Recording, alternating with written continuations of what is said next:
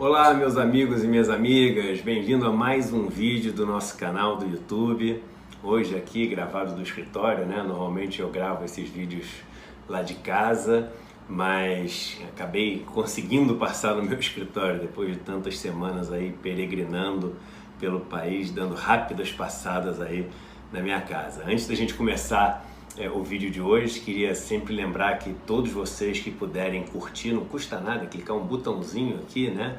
E você que nunca veio aqui no canal, se inscrever no canal.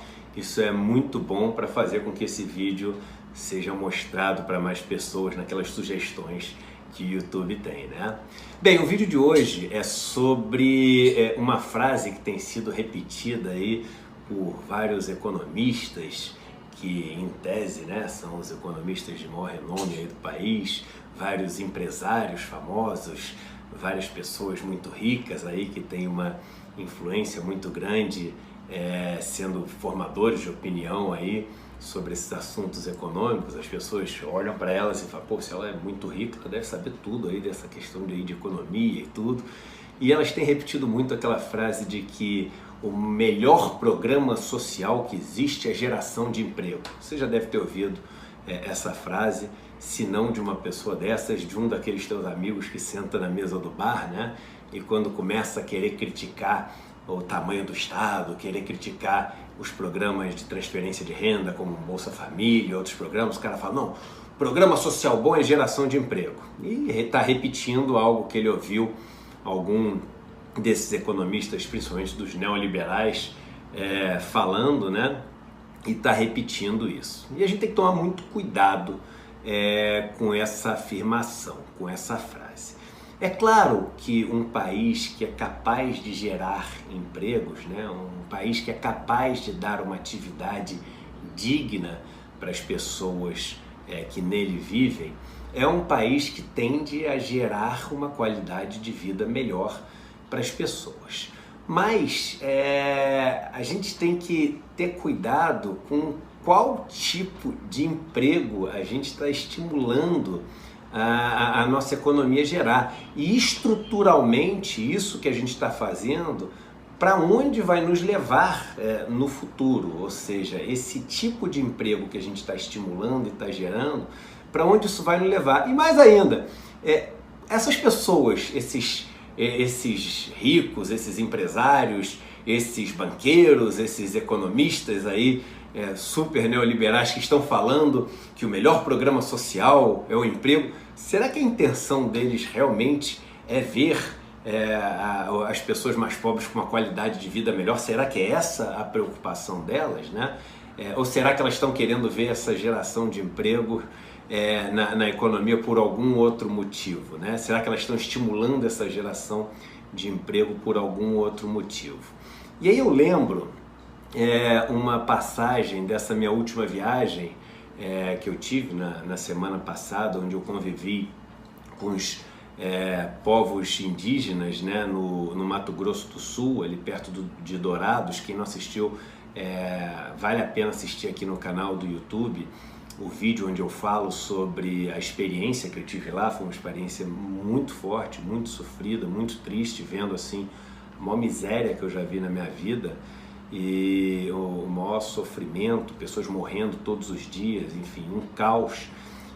E uma das coisas que mais me chamou a atenção e que me mostrou a que ponto essa crueldade podia chegar foi de uma senhora que me falou o seguinte: olha, eu perdi vários amigos aqui, até filhos, que foram envenenados. Eu falei, como assim envenenados? Ela falou assim, não, o que eles fazem é o seguinte, eles fazem a gente morrer de fome, fazem a gente estar no limite ali da desnutrição, da fome, do desespero por comida.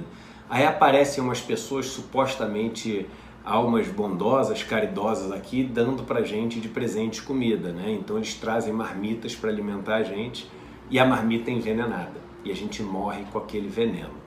Então, isso serve como uma alegoria, uma metáfora muito boa de que nem sempre aquele que está querendo te trazer comida está querendo o seu bem, né? Então, se esses empregos que as pessoas estão defendendo tanto, estão clamando tanto por essa geração de empregos como programa social para o país, né? Como salvação para essa miséria, ou por essa fome de qualidade de vida que o brasileiro tem, se essa marmita vier envenenada, se esse emprego for um emprego que vem envenenado, ele pode piorar estruturalmente a situação do brasileiro, torná-lo ainda mais dependente dessa estrutura. Você está fazendo com que essa população cada vez mais seja uma população, de certa forma, escrava desse sistema e condenada a viver uma vida com uma qualidade horrorosa, e tanto para eles como para as pessoas que virão depois deles ali na família. Por isso,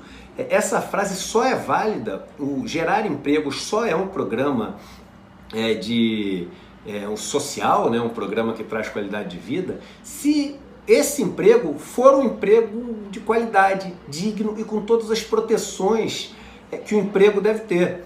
Se não, essa frase é aquela típica frase que você pode ter certeza que vem de alguém que trabalha ali no escritório, no ar-condicionado, perto da Faria Lima. Tipo esse que eu estou trabalhando. Esse é o típico escritório onde habitam esses seres que adoram falar essas frases. Aliás, devia ter um hashtag, né? Frases do ar-condicionado. Frases do tipo, emprego é o melhor programa social que existe. Ou tem outras que é assim, o Estado só devia investir em saúde e educação. Tem várias frases que são típicas ali da turma que nunca visitou e conversou com uma pessoa mais pobre, nunca conheceu a miséria de perto, nunca sofreu o que esses irmãos e irmãs sofrem todos os dias e ficam repetindo aquelas frases do ar-condicionado, né?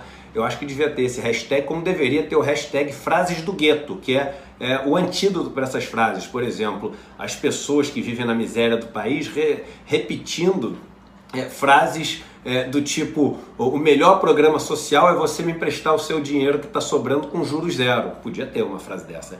Hashtag frases do gueto, melhor programa social é dividir as terras improdutivas no Brasil, para a gente poder ter as pessoas de volta para a terra produzindo alimentos de qualidade, orgânicos, né? Então frases desse tipo, que são frases que vêm das pessoas mais pobres que entendem as suas dificuldades. E a verdade é que a gente está agora nessa tentativa de gerar empregos, né, com essas medidas econômicas, assim, destruindo todas as proteções e possibilidades desses empregos significarem uma qualidade de vida digna para as pessoas que vão ter esses empregos.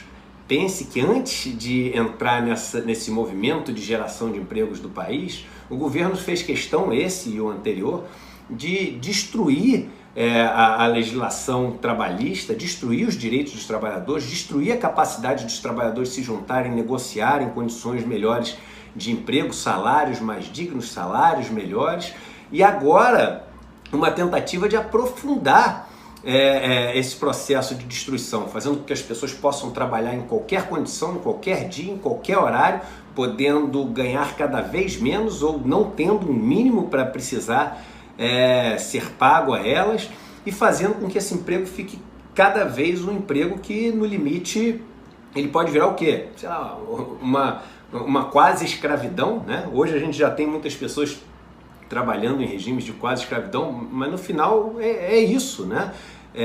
Eu sempre digo, quando vem com essa história aí do emprego, também emprego é o melhor programa de geração de renda, etc. Eu falo assim, duas coisas que a gente tem que entender. Primeiro, que realmente para a pessoa que está ali faminta, desesperada, está desempregada, etc., aparece para ela um emprego para poder entregar a pizza tendo que pedalar de bicicleta 14 horas por dia. Então ela vai trabalhar 14 horas por dia, 7 dias por semana, vai respirar ali o gás carbônico dos carros, sofrer o risco de ser atropelado o dia inteiro, ouvir reclamação de todo mundo para todos os lados, chegar em casa exausto, não sei o que, etc., e vai ganhar um salário mínimo por mês ou menos de um salário mínimo por mês. Ele provavelmente vai falar assim, pô, graças a Deus eu tenho pelo menos isso hoje. Então a gente tem que entender o lado dessa pessoa também, né? De você chegar e falar assim, esse emprego é uma porcaria, etc. A gente sabe que esse emprego estruturalmente é destruição da vida dessa pessoa. Mas se a gente só fala o seguinte, esse emprego é uma porcaria, eu quero ser contra esse emprego, essa pessoa vai olhar para você e vai falar o seguinte, mas vem cá, você não está entendendo a minha situação é um caos. Esse emprego que veio, pelo menos me permitiu colocar comida no prato. É por isso que nós temos que entender essa pessoa até para adequar o nosso discurso a um discurso de quem entende a realidade dessa pessoa e não está afastado. Ou seja, eu te vejo, né? Eu entendo o que você está falando, eu sou compassivo ao que você está falando, mas eu não acho que essa é a vida digna que você merece ter. Eu acho que você deve ter uma vida tão digna quanto a que eu tenho a possibilidade de ter por ter nascido em berço esplêndido, por ter sido sorteado na loteria biológica da vida e ter nascido numa situação mais favorável que a sua. Então, enquanto você, com toda legitimidade, dá essa melhor qualidade de vida para a sua vida, qualidade mínima, ainda miserável, ainda pobre, ainda deplorável, eu vou lutar para que você tenha os mesmos direitos que todos os outros que têm essa vida privilegiada na nossa sociedade têm. Eu, estruturalmente, vou lutar para que você não tenha que trabalhar nessa condição de semi-escravidão ou nessa condição desumana que você trabalha. Vamos fazer um comparativo. Imagina que a gente tivesse ainda na época da escravidão. E aí chega alguém e fala o seguinte: olha, eu sou um dono de terras aqui, super bonzinho. Eu vou fazer o seguinte: os meus escravos, eles agora, em vez de almoçar só arroz, eles vão poder almoçar arroz com uma coxa de frango e um pedaço de mandioca, né? Aí você chega e fala assim: é um absurdo isso que ele está fazendo, não sei o quê. O que você tem que falar é o seguinte: olha só, eu entendo que os escravos fiquem felizes com essa coxa de frango e esse pedaço de mandioca a mais. Agora, eu vou lutar para abolir a escravidão. Eu vou lutar contra o sistema. Eu vou lutar para que você não tenha mais que ser escravo e trabalhar em troca de um prato de comida. Então, é isso que a gente tem que fazer. É fazer o seguinte: entender que esse emprego, mesmo muito ruim, é o que salva algumas pessoas da morte, muitas vezes, mas que a nossa luta tem que ser para que o emprego não perpetue essa situação indigna, essa situação estruturalmente deplorável que a gente tem nesse país, que é o país mais desigual do mundo. Essa tem que ser a nossa luta. E quando esses economistas neoliberais, esses donos de banco, esses empresários ricos falam que eles querem que o emprego seja um programa social, o que eles estão falando é colocar a coxa de frango, é colocar a mandioca no prato do escravo. Eles querem que o emprego sirva como uma manutenção dessa escravidão moderna. Eles querem que essa geração de emprego sirva como manutenção do sistema atual. Eles querem que essa geração de emprego sirva para prolongar, para postergar essa possibilidade deles viverem num país onde eles não geram riqueza nenhuma e ficam com a riqueza inteira que os trabalhadores arriscando ali e doando as suas vidas inteiras geram para eles. E só tem um jeito da gente ter esse novo sistema: é redistribuir o acesso ao capital, é redistribuir o acesso aos meios de produção, é redistribuir o acesso à riqueza. Como é que você faz isso? Por exemplo, com uma estrutura tributária que seja mais justa, uma estrutura tributária progressiva. Então não existe como a gente buscar essa sociedade mais justa sem ter uma redistribuição mais justa dessa riqueza que existe, através de um sistema de impostos mais justo. E aí, esse emprego que vem junto com esse acesso ao capital gera mobilidade social. Então, o melhor programa social é o emprego com mobilidade social e acesso aos meios de produção, com acesso ao capital, seja ele o capital fundiário, o capital tecnológico, ou seja, terras, máquinas e etc. É isso que a gente tem que buscar. E você quer ver um exemplo? Quando você pega, por exemplo, vou botar um gráfico aqui na tela que mostra quais os países do mundo que têm a maior mobilidade social. Ou seja, se você nascer pobre e você se esforçar ali, você consegue em poucas gerações ter alguém da sua família que consegue chegar na renda média do país. Olha os países que têm maior mobilidade social. O primeiro deles, Dinamarca. Aí depois vem Finlândia, Noruega, Suécia. Olha a relação desses países. Então você está vendo, em primeiro lugar, Dinamarca. Agora eu vou mostrar para vocês outro gráfico que mostra os países com maior carga tributária do mundo. Adivinha qual o país que vem em primeiro lugar? O país com maior carga tributária do mundo, ou seja, o país que mais pega a riqueza existente do país e redistribui para todo mundo todos os anos. Adivinha quem é o primeiro lugar? Dinamarca, o mesmo país. E aqueles outros, se lembra? Finlândia, Noruega, Suécia?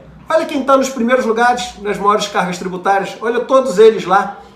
Agora eu vou mostrar outro gráfico para vocês, que é o gráfico da tributação sobre a renda, ou seja, aquele que pega sobre as pessoas mais ricas para fazer com que essa transferência seja mais efetiva ainda, ou seja, que mostra a progressividade dessa carga tributária. Olha quem está em primeiro lugar, disparado, quase com o dobro do segundo lugar, Dinamarca.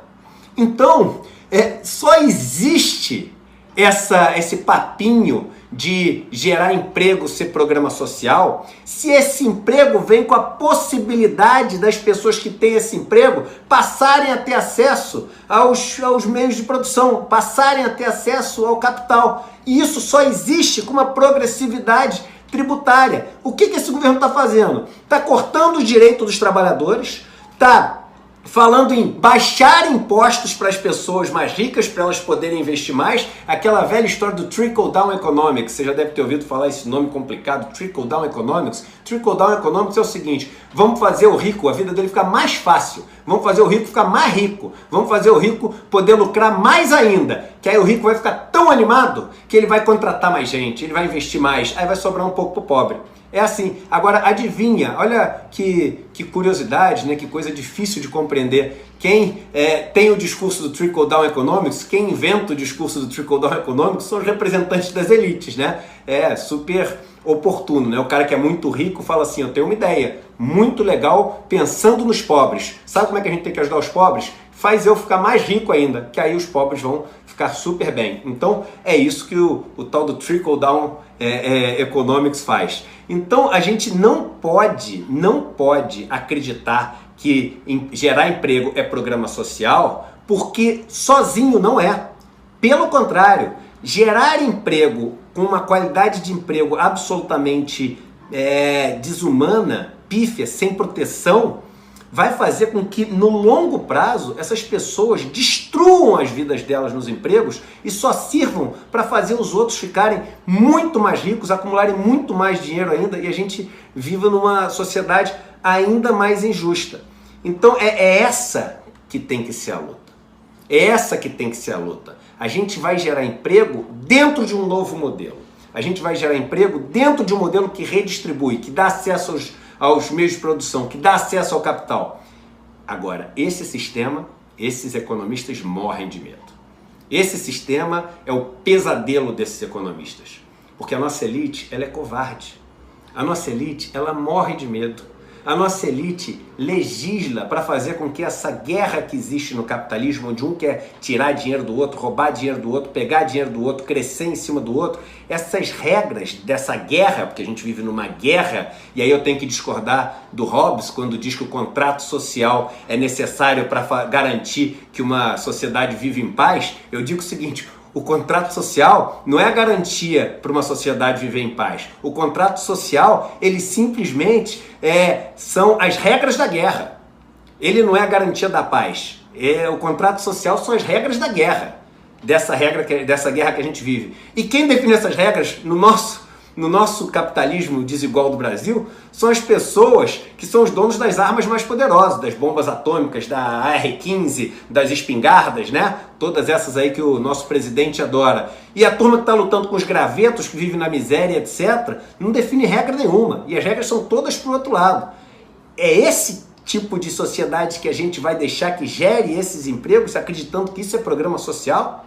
São essas pessoas que vivem de juntar riquezas monstruosas sem ter gerado riqueza nenhuma, sem nunca ter colocado a mão da massa, sem entender nada desse processo de geração de riqueza, só se aproveitando ali do esforço, do suor dos outros, que a gente vai acreditar que agora está com uma intenção de uma preocupação social. A palavra social vem de sócios, né? do latim, e isso quer dizer o seguinte: ir junto, né? Acompanhar, Será que essas pessoas estão querendo que os outros venham junto com eles? Ou morrem de medo dessas pessoas mais pobres terem acesso aos meios de produção?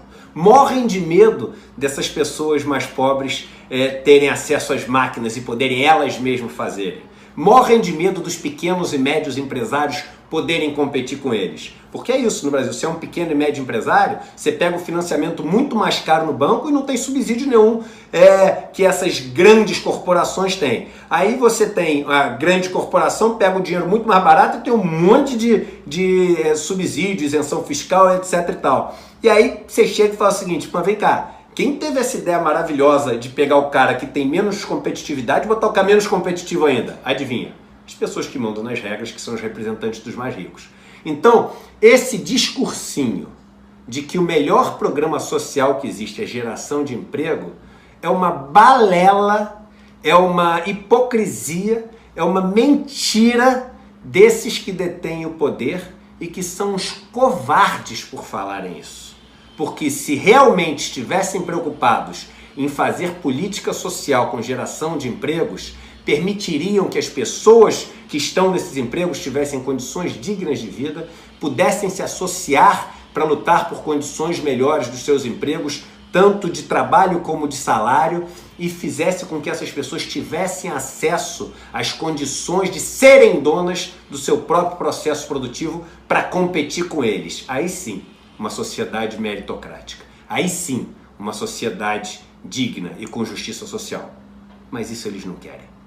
Não espere jamais ouvir deles a vontade de uma sociedade mais justa nesse sentido. É por isso que tem que vir da gente. É por isso que a gente tem que fazer com que as pessoas compreendam que se for para gerar emprego, a gente vai gerar emprego de um jeito que faça com que o mais pobre possa subir no elevador social para poder se juntar a esse mundo de prosperidade, de dignidade, de qualidade de vida que, infelizmente, menos de 1% da população brasileira tem direito a viver. Um abraço e até o próximo vídeo.